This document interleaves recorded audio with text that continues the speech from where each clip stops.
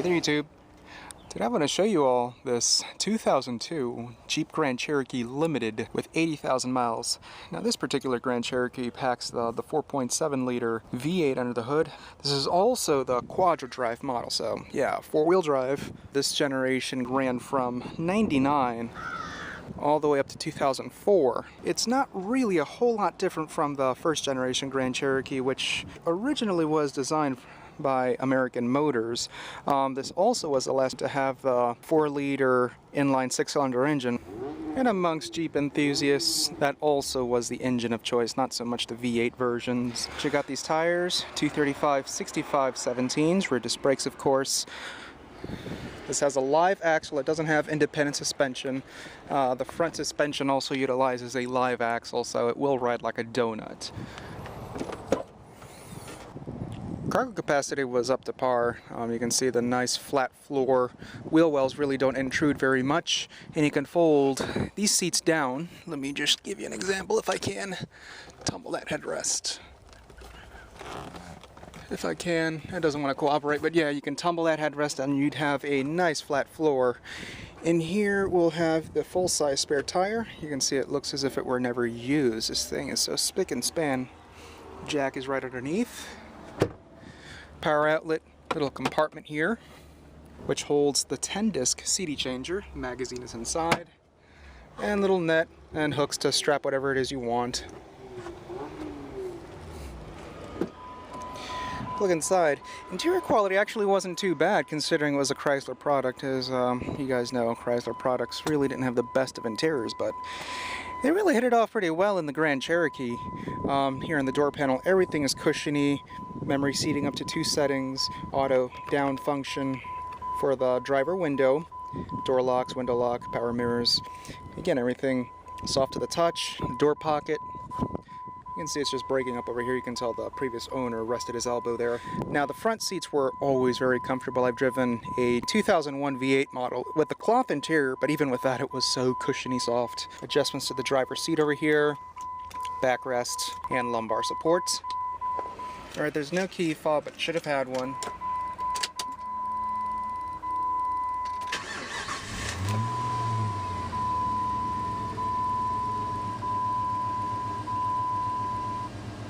Alrighty, so this will be the second tour of the Grand Cherokee. I think I've once done a 6-cylinder model ages ago, and I remember in that video that I wanted to do a V8 model, but it didn't start or the key wasn't there. I don't know, one of those reasons. As I mentioned earlier, these seats are so soft and comfortable that both front passengers won't complain at all.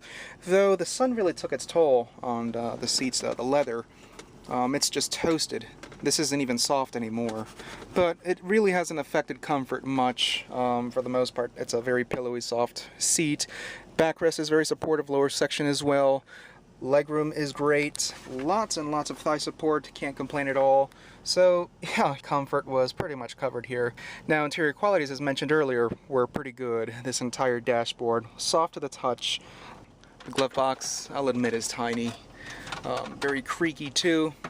It's a very cheap finish. Cassette and dash CD. The dual zone automatic climate control. Little ashtray. Doesn't really hold in very well. You can see how it just doesn't shut evenly. Both front seats are heated. Power outlets on each side. Unfortunately, the V8 models are paired to a 5-speed automatic. And here is the 4-wheel drive. You can put in the low range. Now you can go rock climbing with this thing if you wish. You can really feel this thing chugging away. Yeah, the low range is really in there. Overdrive, more cubbies, plasticky finish throughout over here.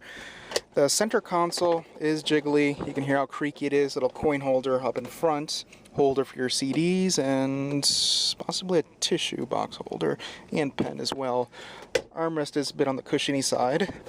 But yeah, the entire thing doesn't feel so sure-footed. The steering wheel is nicely thick, but you can see how the foam has receded in the inside and it's all wrinkly. Cruise control, you do have some buttons behind the steering wheel to work the radio. Chrysler's been doing that forever. You'll still find that in the current 2013 Chrysler. Instrument speed wipers, rear wiper, and of course the headlamps, hazards, to tilt the steering wheel. Only tilts, and I would have wished for it to telescope because it's really poking towards me, forcing me to move the seat back, which I can't complain much as I'm a tall driver, but it really does put me so much further away from the rest of the dashboard. It makes it much more difficult for me to reach for the climate control, radio, etc.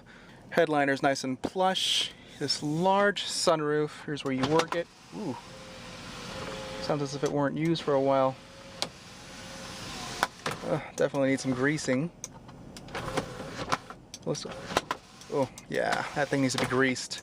I'm gonna close that because it's hot. Thermostat, compass, and we should find distance to empty, which is 0. Hope this thing will stay on. Trip computer, and etc. Home link system. The sun visors are very cushiony. This is the same mirror and vanity light that many automakers use, hence the familiar design. Has a dimming function right there. Has a little flip out shade as well. Say if you flip out this sun visor, and there you go. That's the convenience of that little shade. Alright, look at the back seat.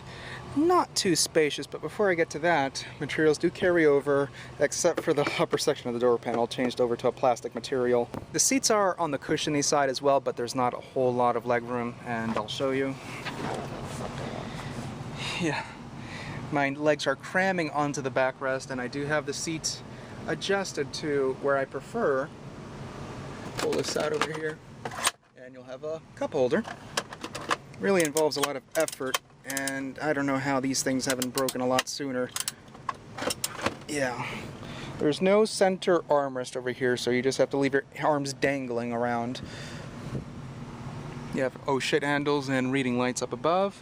And to tumble this seat forward properly, you need to lift this bottom section, and then you can tumble the backrest over here.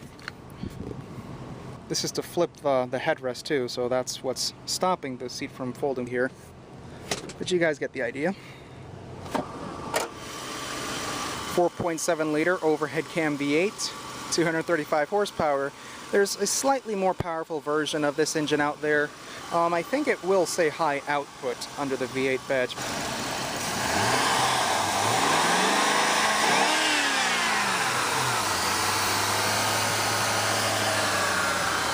Very rev-happy engine. Also found its way in the Dodge Dakota, Dodge Ram, Chrysler Aspen, Dodge Durango. All truck applications, no cars.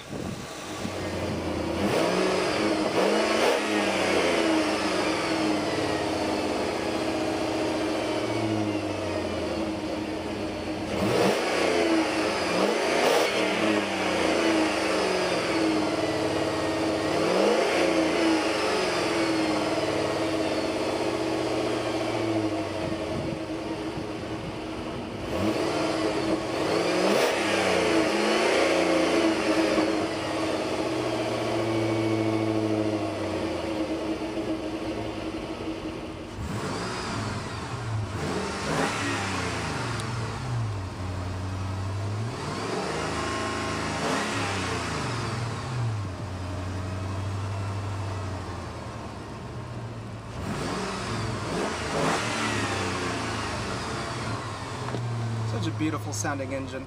Windows closed.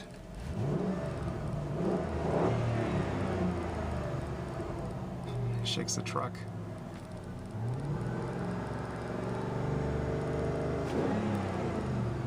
Yeah, it's a beautiful sounding engine. It really sounds a lot bigger than what it is.